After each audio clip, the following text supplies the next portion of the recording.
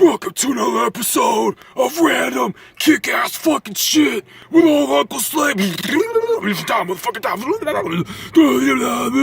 Yeah, so, yeah, guys, here I am again. Here's old Uncle Slade. Here's another episode of Random Incoherent Ramblings.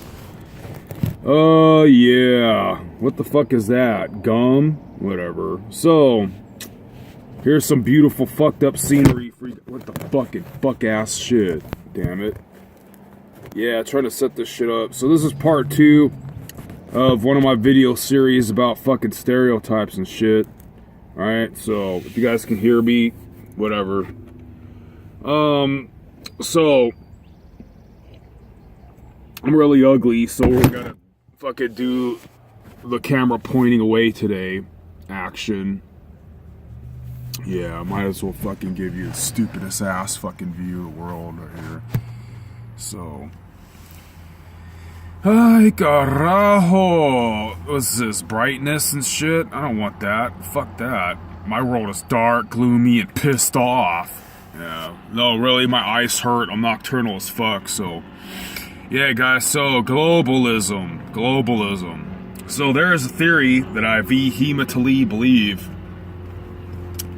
There's a bunch of people in power who try to orchestrate our media and criteria, and they want to impose a martial law eventually to make all the citizens of this country rise up against one another and bullshit politics as if we have any control over that kind of shit anymore. And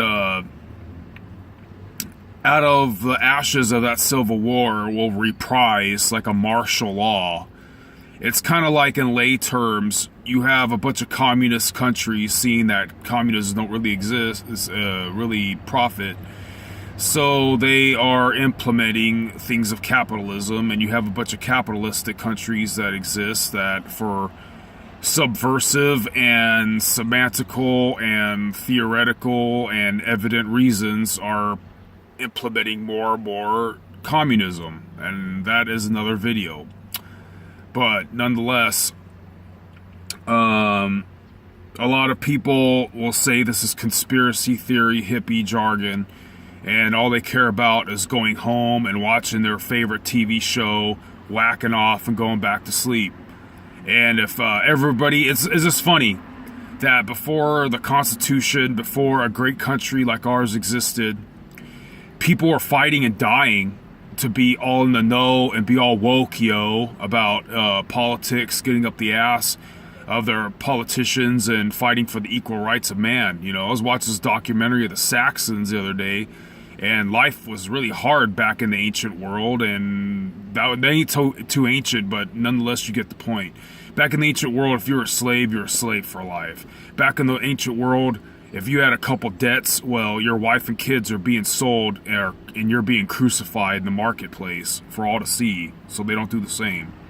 And now, in this great country of ours, we finally have a opportunity that people can rise up, classes can ensue out of classes, and people can rise out of their particular state, but now people don't care, and people want free shit. And people, so it's just getting to the point where, like, capitalism is in peril. So, globalism, the modus operandi of the globalists is to engineer crises to pit us all against each other. If you look up, like, what the fuck's it called, like the Rothschilds and stuff like that, all the big bankers, they supposedly engineer crisis.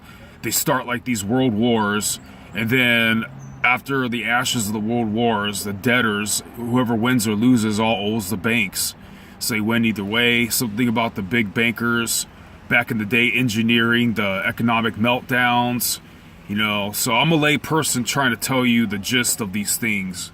But as it pertains to us, stereotypes, right?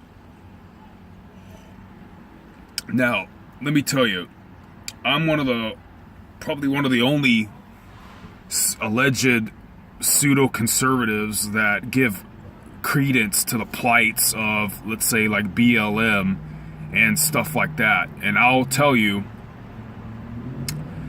that nonetheless, so if anybody labels me racist or anything, they can go fuck themselves, because I definitely am not. But I'll give you an example. The wannabe thugs, the wannabe gangsters in this country, why do I say they're wannabes? Because there's free education and there's free water in this fucking great land. Nobody is oppressed. Get a fucking job, you know? But nonetheless, they're the ones that ensue. I think statistically it was 51% of the crimes. But if you look at these people who run Hollywood and all that kind of stuff, they're always depicting us rockers as the burnouts, as the untrusty ones, as the shady ones. Supposedly now there's this new thing that white people are supposedly so violent, you know, gun control bullshit. You know, all you guys, you know, like for example, I believe CNN's full of shit.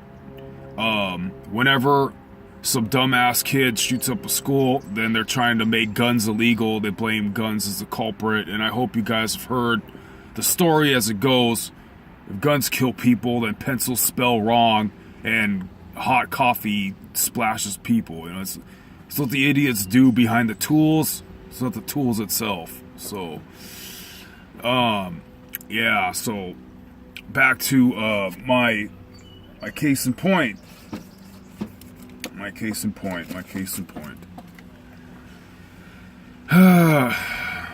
So, anyway, you guys, that's enough for this video. There'll be a part 3 of it, so whoop-de-doo.